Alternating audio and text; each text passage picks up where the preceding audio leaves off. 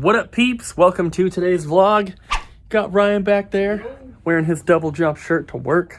Yeah. That's how it should be. Darn tootin'. It's a cool shirt. Heck yeah. Cooler than his. I don't know. So, Ryan and I are working on stuff. I'm doing shipping right now. I've already shipped those packages right there, but I still have all of these Animal Crossing cards to ship. We sold a ton. Last night, after we stopped filming, I ended up posting the rest of the pictures that I had taken of Animal Crossing cards. Not every single one, of course. A lot of them are going for like $2 with free shipping, so I'm not posting those. But I posted a bunch more. We ended up selling a ton of them overnight. I think just overnight. Well, we went to bed at like 6 o'clock in the morning. I got done posting them at about 5:30. So just from 5:30 until now, which is 3:30 p.m., not even 12 hours, we have sold like 25 more cards. One person alone bought 9 cards for like $125, which is crazy. So I'm getting these shipped out. Ryan stickered the boxed N64 games, and then I think you just finished Dreamcast? Yep, just finished. So Dreamcast is done. I'm about to print... Oh, he also did the complete GameCube games, and I'm about to print the stickers for GameCube games with no manuals. So he'll do those, and then after that, we'll do PS4 and Xbox One. And then once those are done, we are caught up with stickering to what is entered. Wait, we didn't do Xbox 360. That's right, I've only taken off Okay. the stickers. So the rest of the GameCube, Xbox 360, Xbox One, PS4, then we'll be caught up, and then we'll have to work on another system, and I think Ryan wanted to do PS1 next. So we'll do PS1 after that. I don't know if we'll get to it today, but we'll try. But I might get to the de-stickering part. yeah, there's still a lot of stuff to do, so we're working as much as we can, but it's going to take me a while to finish up this shipping. Ryan is gone, guys. It was just him and I today. I told you guys Abby and I stayed up super late, and she wanted to sleep in a little bit, and then by the time she got up, she was like, I'm just going to stay home and clean the house instead of coming in, because when she is coming in to the store with Ryan and I here, she isn't really doing too much work that needs to be done here. She's on the computer a lot, she's responding to messages and everything, but she could do that from home. It's really just Ryan and I that physically need to be here because we are the ones that are entering in the inventory. It would be awesome to have Abby help with that, but it's not really a 3-person job. It's really only a 2-person job. I'm on the computer, Ryan's out here. That's just kind of how it is. So she didn't come in, which is completely fine, like I said. But Ryan and I did get a ton of stuff done today. So the GameCube, this stuff and this stack, all of that is 100% stickered, meaning it's completely done. It just needs to be put on the shelf, but it's going to go right here, and we don't have the brackets yet, so it's going to be on the floor until those come in, then we can put the shelves on. We also got all of the Xbox 360 completely done, as well as the PS4 and the Xbox One, which is in there. PS4 and Xbox One is also going to go on this shelf, though. Just having them closer to the register, I think, will be better. In addition to getting all that done, we also got all of the Nintendo Switch stuff entered in and stickered, and that's awesome. And then we got a bunch of stuff shipped. We got all the eBay stuff done, which is this entire tub. Look at that. I'm not going to show you a close-up because I don't want you to see anyone's address, but that tub is completely full. We did close to $800 today on eBay, which is crazy. The majority of that are just the Animal Crossing cards. I think we sold 2 copies of Mario Party 8 and a Mario Galaxy 2 and a Wii Sports, or no, what was it? Whatever, just a few other games. And then like a pair of headphones and like an Apple airport base station thing. But mostly it was Animal Crossing cards, which is really, really crazy. I don't know exactly how many I have left that are still listed, but I know it's got to be a lot. I'm going to check real quick. I have 36 listings left of Animal Crossing cards, so that's 36 total because none of them have quantity.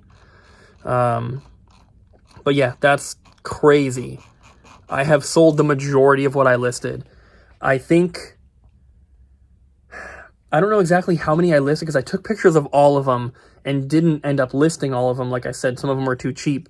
But I mean, I've sold way more than 36, and that's what I have left. So if I had to guess, I would say that I probably posted about 120 to 140 cards total, and I only have 36 left. That is just crazy. If you guys are thinking about selling those Animal Crossing cards, I don't think it's too late. You definitely should if you want to. They're going to go back down in price. I don't know how long it'll take, but once the hype for Animal Crossing dies down, they will go back down in price, trust me. And that's why I'm keeping all the ones that are cheaper. I kind of thought that maybe I would just throw them into a bundle and put 100 Animal Crossing cards for, $300 or whatever, which would be awesome. But I want to get them back in the future. So if they're not worth posting individually, I'm holding on to them. And then out of that first series, I only posted 52 of them. So in the future, I'd only have to track down 52 rather than the whole 100 of them, which if I could buy them all in a bundle, that wouldn't be bad. But so I'm just finishing up here. Did a little bit more work on the website today. Nothing that I can really show. It's not anything very exciting, but we are making progress on that.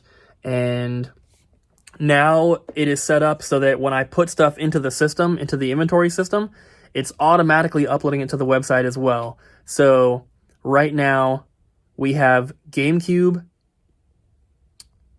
Did it do the Xbox?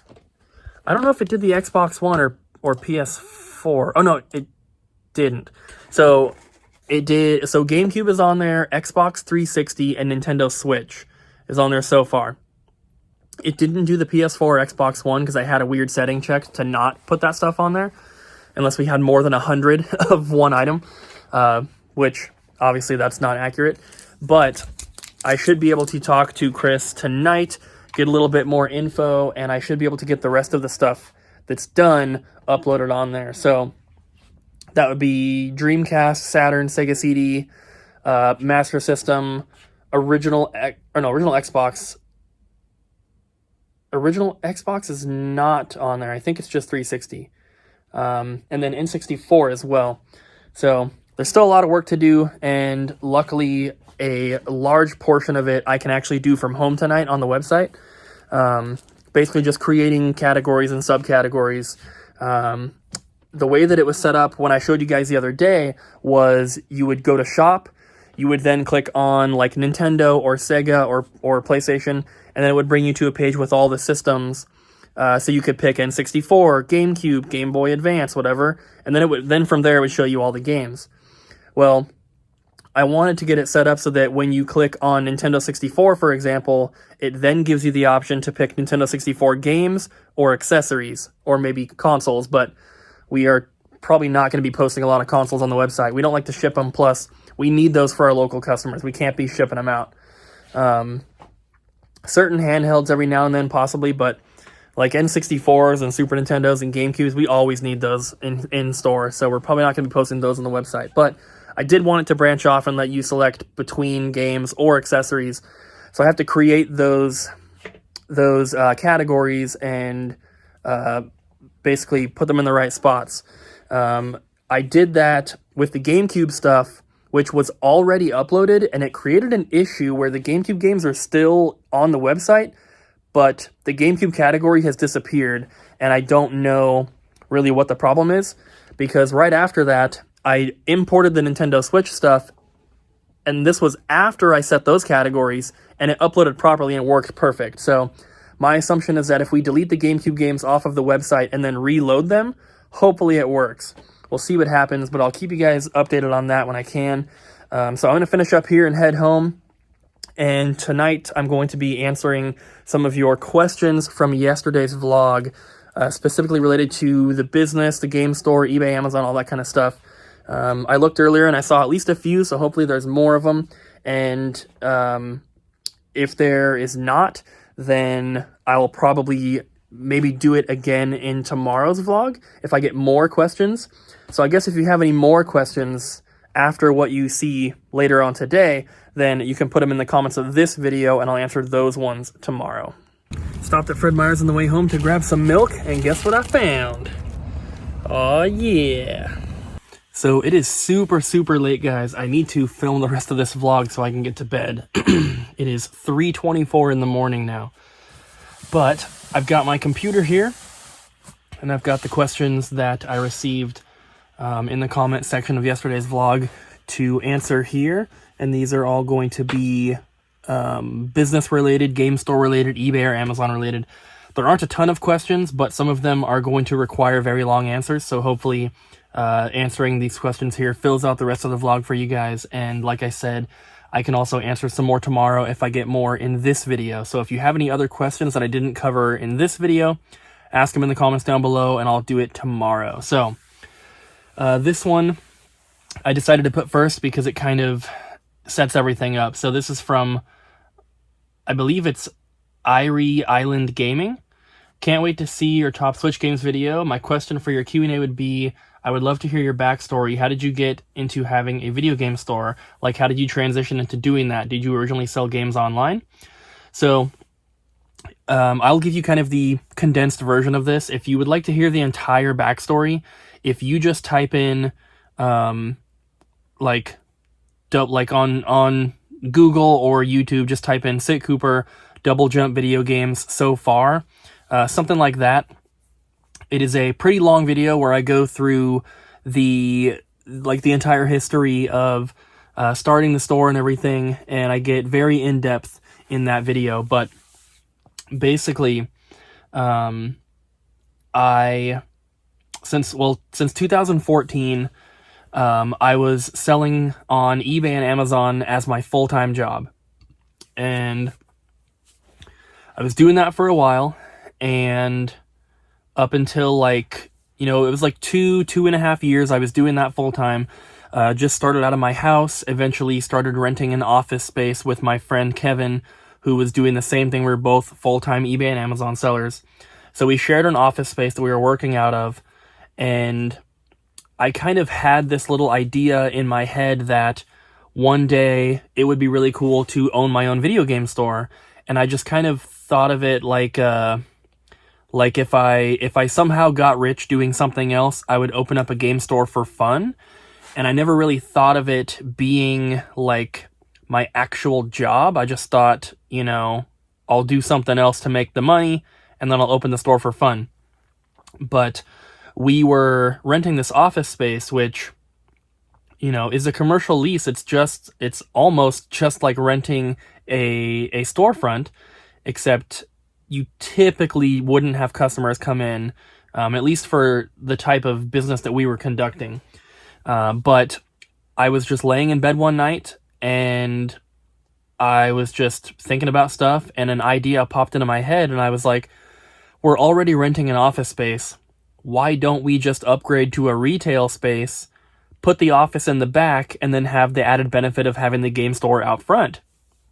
And because we were already renting a spot anyway, it just kind of clicked in my head, and I was like, that is not a crazy thing to have happen.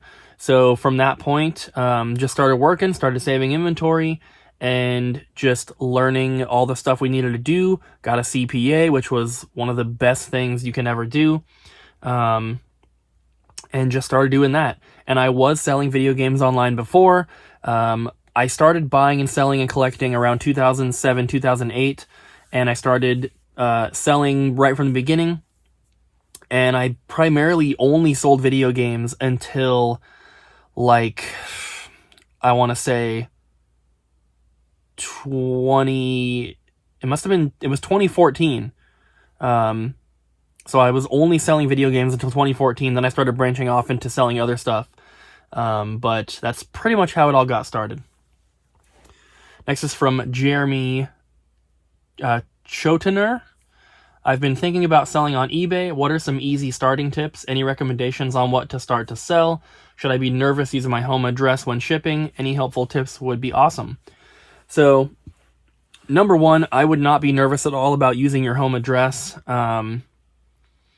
Personally, I don't use our home address because we have the YouTube channel and we don't give our eBay out publicly, but eventually we will.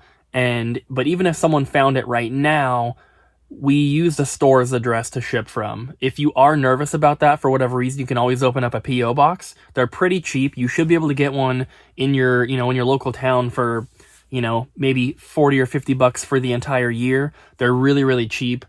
So you can always do that.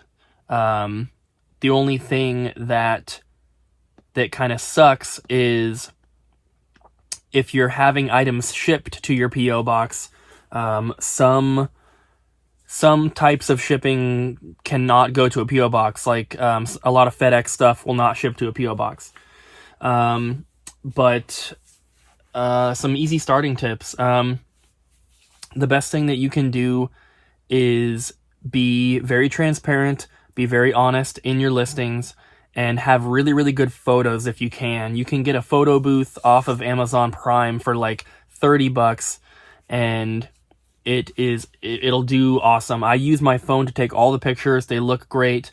But if you have an item that works, but it has some weird issue, don't just put that it's tested and working. You have to list everything. You want to be overly informative if you can. The better description and the better photos and the better title that you can have, the quicker, the easier, and the better your items will sell. So, like I said, having really good photos is really, really important. Good titles are also really, really important. You want to make sure you have good keywords in there. Like if I was going to sell this on eBay, for example, I just grabbed it because it was right here. Mortal Kombat Sub-Zero figure from... I don't see a date. But either way. So for this, you wouldn't just want to put like Sub-Zero Mortal Kombat figure. You might want to put like brand new, factory sealed. You might want to put the item number down here, which says 13226. If there was a year, you'd want to put that. You might want to put Warner Brothers on there. Jazzwares looks like it's the company that made it. So just make sure that you put a lot of good keywords in there. You might also put like video game in the description or the title or something like that. A big one for me is with selling remotes. A lot of people will just put up the remote. They'll put the model number for it, and that's pretty much it. But when I sell remotes, I try to find the players that the remote works for and put those model numbers in the title as well. Because a lot of people, if they're just looking for a remote for their Blu-ray player, they don't know which model of remote they need. They just know they need it for this model of Blu-ray player. So a lot of people will type in like, Sony Blu-ray player. They'll put the model number for their player and then remote. And if you have those model numbers in the title of your remote listing, it makes it a lot easier for people to find them. So just doing little things like that, they're really easy to do, but they help a lot. Not only will they make your stuff sell faster, but you can also sell stuff for more if you have really good keywords like that. Things to sell. Video games are great to start with, especially if you're already into them. If you're watching my channel, I would assume that you are. Stuff can be a little bit difficult to find if you only are going to focus on video games, if you don't have a store like we do. You guys see when we go to Goodwill and everything, I'm not coming home with a huge amount of video games every time. That's why I sell a lot of other stuff. Remotes do really, really well. You don't just want to buy any remote, though. Obviously, look them up before you get them. But typically, any Yamaha, Onkyo, Marantz, a lot of those remotes do really, really well. Pioneer remotes do well. And then a lot of Sony and Panasonic ones, especially if they are for like a home theater system or for like a receiver, an audio video system, something like that. Some of the CD player remotes do pretty well.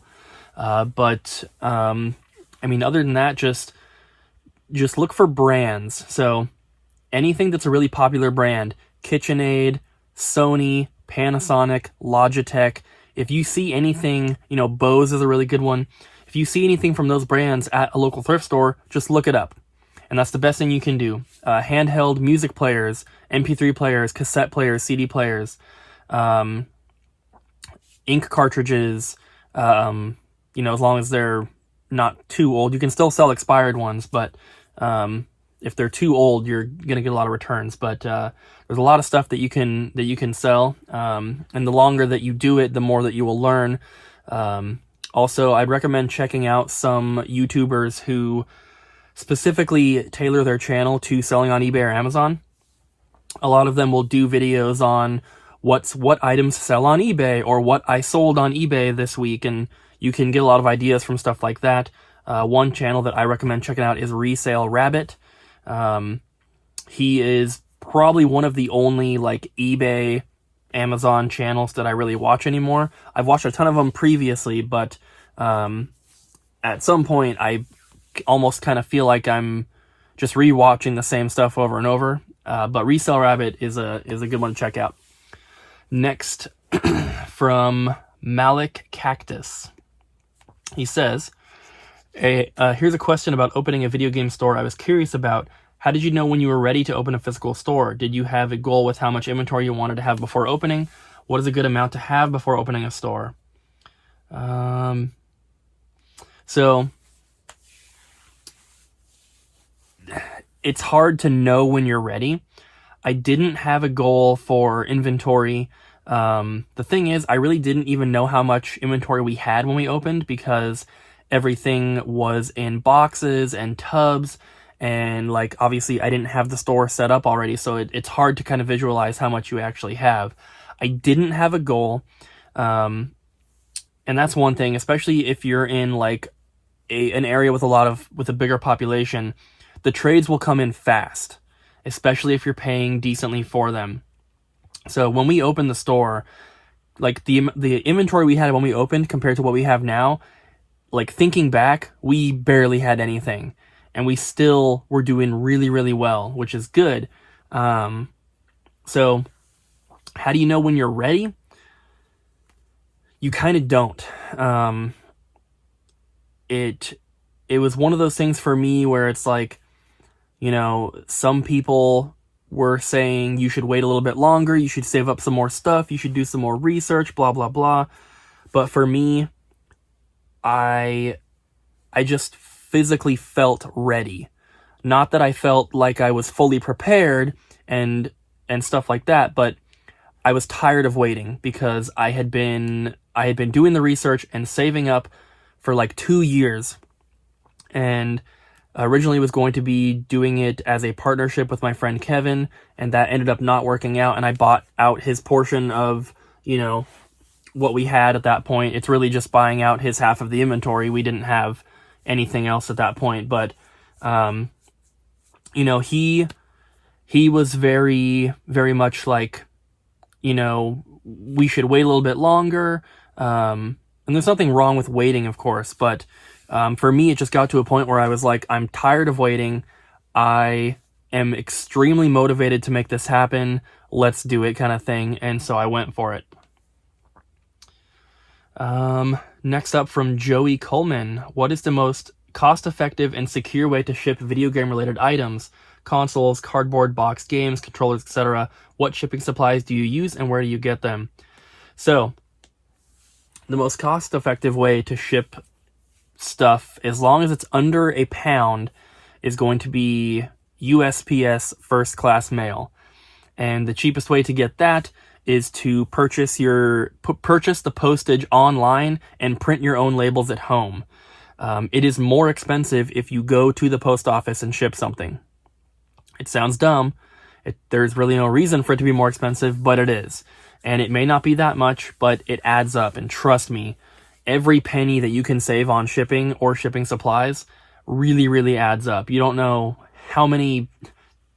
I've probably purchased 15,000 bubble mailers, since I started buying and selling, and even if I could get them for 2 pennies cheaper each, I mean, that really, really adds up. So, cheapest way to do everything is to just print all your labels at home, print your own postage, and that's the cheapest way. The most secure way the most secure way for everything is always going to be shipping in a box. And there are different kinds of boxes. Obviously, you don't want to ship in like a cereal box. Those are extremely flimsy. But, you know, just your standard cardboard box is usually good for whatever it is. Some things don't need to go in a cardboard box. If you're shipping a Wii game, it does not need to go in a box. Just throw it into a bubble mailer. I wouldn't use standard poly mailers. At least get the ones that have the bubbles, you know, on the inside to protect it a little bit. I think that a Wii game and a poly mailer would probably be just fine, but I mean, they're not that expensive to get bubble mailers, so you might as well just go with that route. Shipping a console, it has to go in a box, and for me, the best way to protect something like a system is with packing peanuts. And I know that everyone hates packing peanuts. I hate them as well, but honestly, they're better than bubble wrap. And if you don't want to get packing peanuts all over your system or whatever, just wrap it in stretch wrap first. Stretch wrap is kind of like kitchen, like saran wrap, but it's used for shipping. And it's pretty cheap. You get it on a roll, and they have like a little handheld unit. You just wrap around the system, and then you can put it in the box, surround it with packing peanuts on all sides. You should be good to go. Obviously, you're going to need tape. What shipping supplies do we use, and where do we get them? The majority of our shipping supplies we get off of eBay. Typically, for a long time we were using Kraft bubble mailers. That's Kraft, like the mac and cheese, Kraft. They are like the yellow colored ones. They have bubbles on the inside. They have a little strip on the top that you peel off, and then it seals itself. Those are great. What I have switched to more recently are the poly style bubble mailers. They are like a light gray color, but it's got the bubbles on the inside. It is still self-sealing. The reason that I've switched to those is because the regular Kraft style bubble mailers are pretty rigid, which is great for certain things. If you're shipping like a Wii game, it's great for something like that. But for me, the stuff that I ship is, you know, aside from video games, it's always different shapes, different sizes, and the poly style bubble mailers are much more malleable, and you can kind of fit different types of items in them. They will conform to the shape of your item. So I do that. I have an eBay store subscription, which basically gives you lower fees, gives you more free listings every month, but they also once a quarter give you like a $25 coupon to the eBay supplies page. So I use that once a quarter to get eBay packing tape, which I use on my Amazon packages too. It doesn't matter. I'm not shipping to customers, I'm shipping to Amazon, so the tape doesn't matter in that case. But I get tape from there. If I ever have to buy other tape, I just buy it off of eBay. That is primarily it for supplies. I guess if you want to count a printer, we use the Dymo 4XL printer. It is a thermal printer that prints 4-inch by 6-inch labels. You can set it up to work with eBay or Amazon. It is the quickest and easiest way to print your own labels, and no ink because it's a thermal printer. So you just have to buy the printer, buy the labels, and you're good to go. But yeah, I would definitely recommend getting a label printer.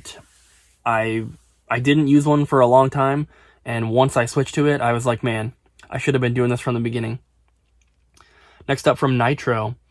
How do you hire people to work at your store, and how did you hire Ryan? So, hiring people is not as difficult of a process as you might think. It's a small amount of paperwork, and I mean, that's pretty much it. We have, at the store, obviously, we have payroll. Payroll is how you pay your employees. We use a company for our payroll. We don't do it internally. We don't have our own system built. So we use a company for payroll. And basically, I was referred to this payroll company by my CPA.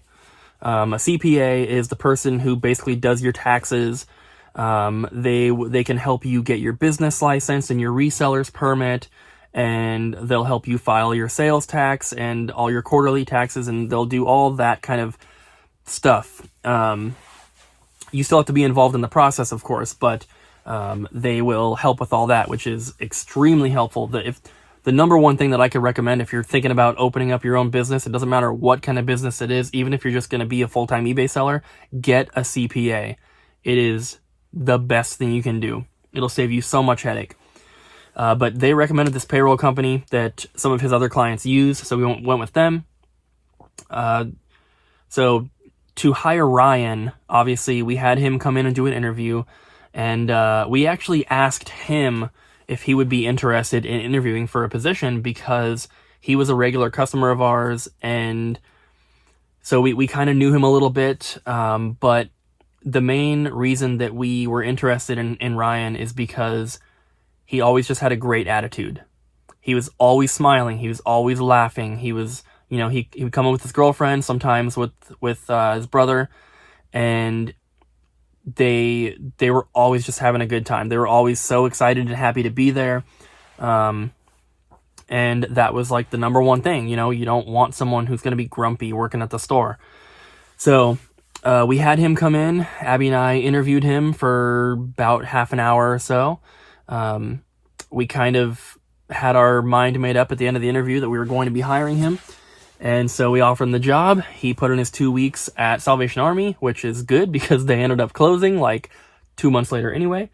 And that's that. But on the business side of hiring, basically, you have them fill out a W-2 form, which if you have a payroll system set up, it's pretty self-explanatory. I text our payroll guy, so if I ever have any questions like that, like, hey, where do I find the W-2 form to hire this new employee, he'll text me where to go or whatever. So basically you just have them fill out the paperwork, fill out the bank stuff if they want direct deposit, or you can have them get mailed a check. And that's pretty much it. And then you just have them keep track of the hours. You can do that kind of however you want. We have a paper calendar hung up in the back that Ryan and Abby marked their start and end times every day on. And then once every 2 weeks, we go through and we run payroll. We add up all the hours that they have, and we hit submit. And then I text our guy and say, hey, I submitted the payroll. He says, thanks, I got it. And we're good to go. So that's pretty much how that goes.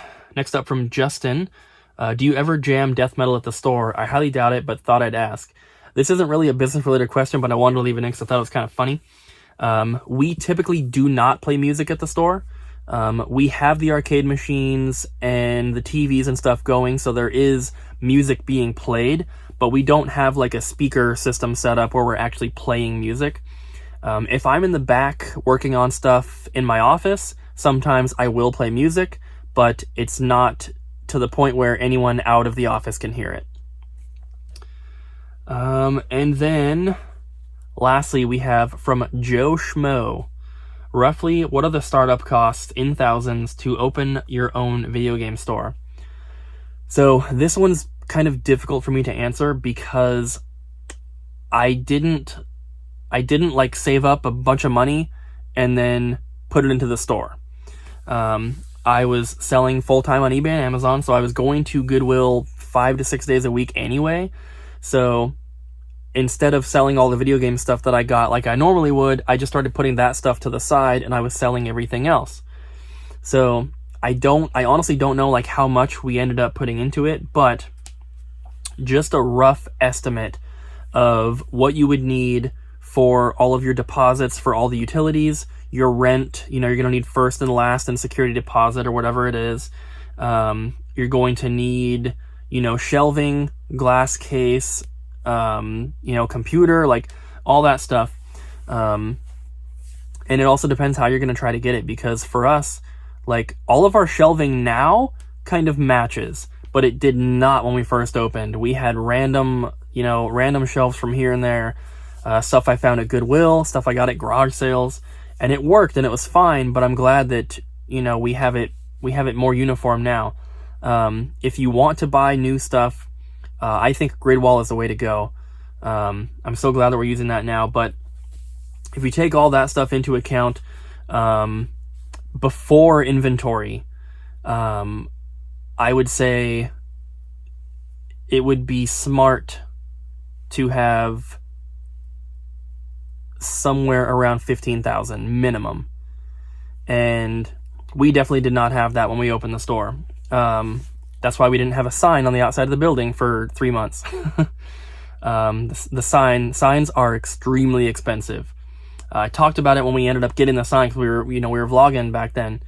That sign, we got a fantastic deal on it, and it was still almost $5,000, and it should have been more like 6,500, 7,000. So we got a good deal on that. But that's one thing that when you're thinking about opening up your own store, that's something that you might not think of. And that also depends on, your landlords, because our place, the complex that we're in is owned by a big company. They own hundreds, if not thousands, of properties around, Vancouver, probably other cities as well. They have a lot of strict rules when it comes to the signs and everything. Like, we can't put a vinyl banner outside. So when we first opened, I was like, can we put up a banner or something until we get our sign? And they said no. And if you're renting a spot from just some random little landlord guy who just happens to own the complex, and it's not like a big company, you might be able to get away with doing things like that, like, putting up a grand opening sign or whatever it is, until you can afford your actual sign. But there's a lot of little, I wouldn't say hidden costs, but there's a lot of expenses that you don't think about, especially up front. To get electricity turned on, there's a deposit. To get your garbage set up or your water, there's a deposit. Not only do you have to pay the bill every month, but there's also that deposit, which, you're not going to get back for a long time. There's some stuff like your bills and everything, like with rent. For us, we got it written into the contract that we had 2 months of free rent at the beginning. Of course, we still had to pay first and last and security deposit, but we opened in August, but we got the spot a month before. So our start date, our lease starting date was September 1st. So technically, September and October were our 2 free months. We paid the first month of rent up front, which would be November. So when we opened, we didn't have a rent payment due until December, which was awesome. But also, we got the keys early. So we got the keys in July and started getting stuff set up. And it was basically like, if you can get stuff set up as quick as you can open whenever you want. It doesn't matter that your lease starts on September 1st. So we busted our butt and opened up mid-August. And we had the rest of August, September, October, and November already paid for. So that gave us, a few months to kind of get our footing, make sure we have some money saved up. And one thing that I don't think I've ever said on YouTube, I've told a couple people in person, but the day that we opened the store, we had $250 left in the bank. And that was scary. But it all worked out. And I kind of expected that it would. We're involved in the local collecting and gaming community around the Portland area. We were posting in all the groups. We had an event page. We had an event page on Facebook made for the grand opening. We had a ton of people who were going to come. We had not a large inventory, but we had enough.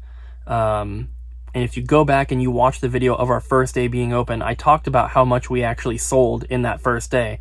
I don't remember what it was, but I believe it was over $2,000, which, to go from opening that morning with $200 in the bank to ending the day with over $2,000 in sales, that was awesome.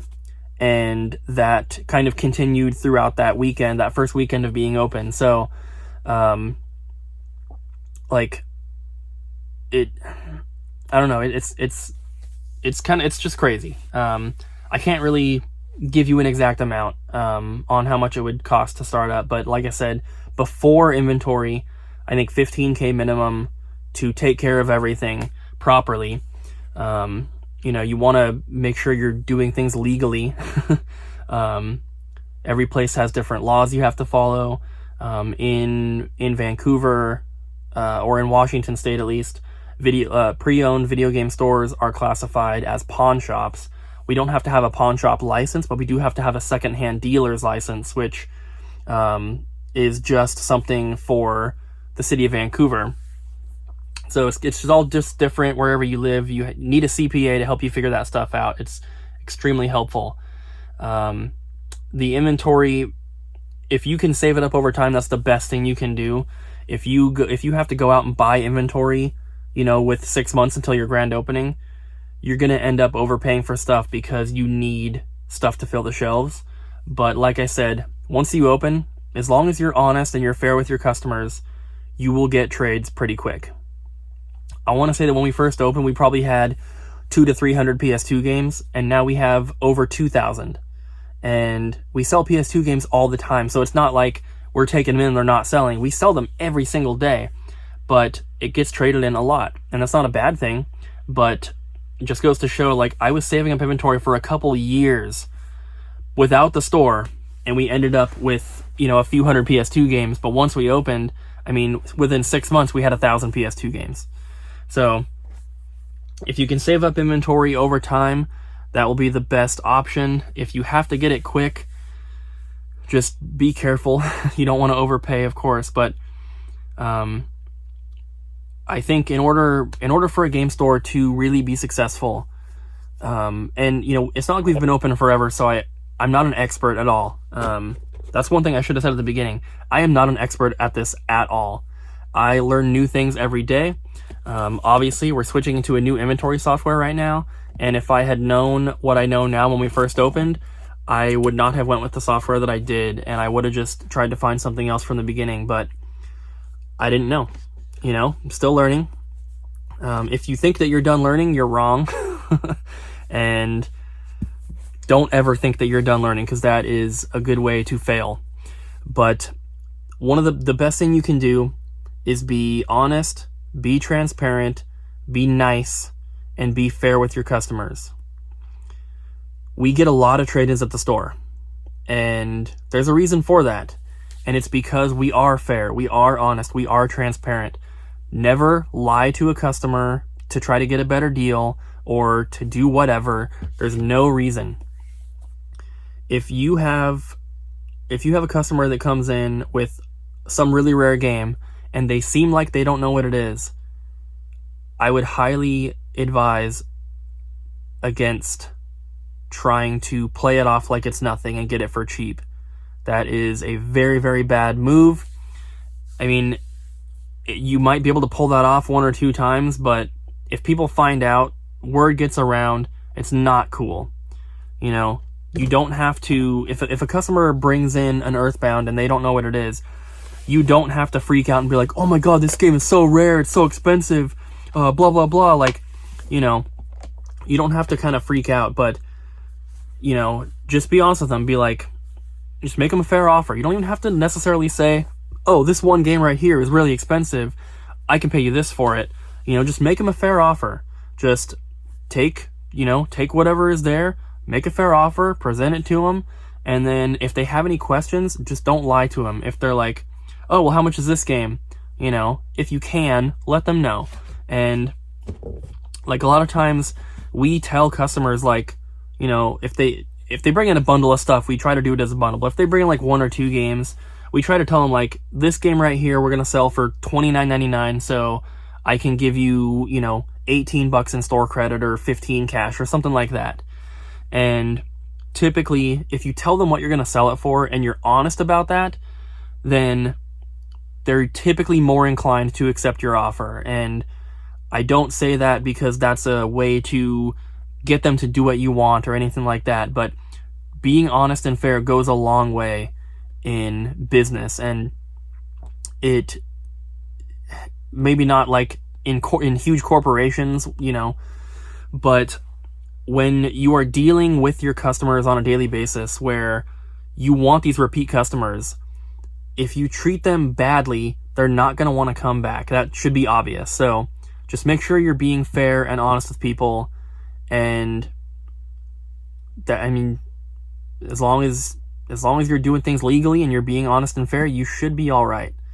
As long as you can get inventory, then you should be good. So those are all the questions that I have, guys. I know this is an extremely long video now. Just this clip right here is 35 minutes. So I'm going to go ahead and end it. But like I said, if you have any other questions related to the game store or eBay, Amazon, business stuff, feel free to post them in the comments down below, and I will do my best to answer them in tomorrow's vlog. So guys, with that said, thank you so much for watching today's video. I really hope you enjoyed. Don't forget to smack the like button, leave a comment down below, and subscribe. And I'll see you guys again tomorrow.